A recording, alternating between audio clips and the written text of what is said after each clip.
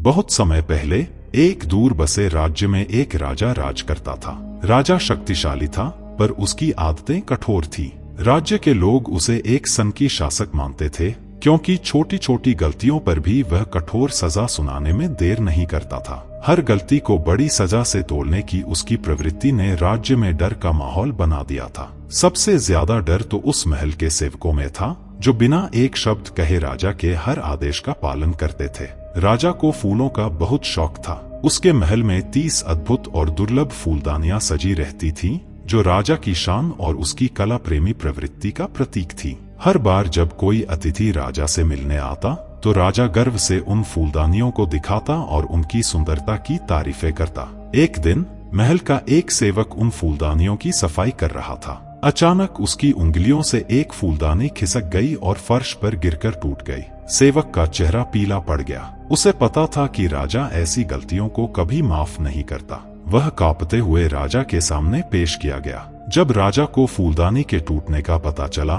तो उसका चेहरा गुस्से से लाल हो गया और बिना सोचे समझे उसने उस सेवक को मृत्युदंड देने का आदेश दे दिया। यह खबर पूरे राज्य में फैल गई और एक वृद्ध व्यक्ति, जो अपनी समझदारी और निडरता के लिए प्रसिद्ध था, ने इसे सुना। वह राजा से मिलने का साहस जुटाकर महल पहुंचा और बोला, महाराज, मुझे उस सेवक से पहले यह देखने का अवसर दीजिए कि फूलदानी को फिर से जोड़ा जा सकता है या नहीं। राजा उसकी बात मान गया, लेकिन वृद्ध की चाल कुछ और ही थी। जैसे ही वह फूलदानियों के पास पहुंचा, उसने अपनी लाठी उठाई और एक एक करके बाकी सभी फूलदानियों को तोड़ना शुरू कर दिया। कुछ ही पलों में सारे फूलदानियां चूर चूर हो गईं। महल में सन्नाटा छा गया और राजा आगबूला हो गया। उसकी आंखों में गुस्से की ज्वाला धधकने लगी। तुमने ये क्या किया, मूर्ख? राजा गरजते हुए बोला, क्या तुम्हें पता है कि इसके बदले तुम्हें भी मौत की सजा दी जाएगी? वृद्ध ने बड़े ही शांत स्वर में उत्तर दिया,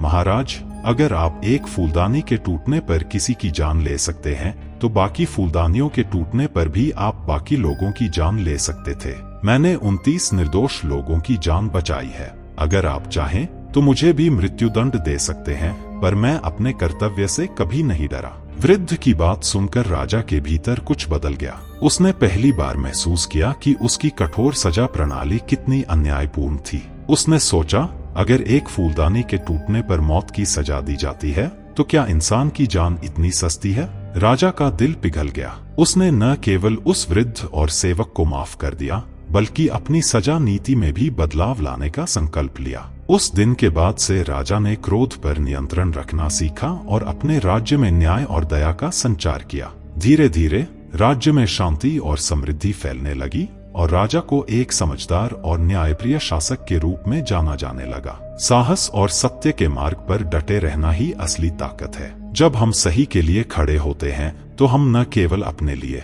बल्कि दूसरों के लिए भी न्याय का मार्ग प्रशस्त करते हैं।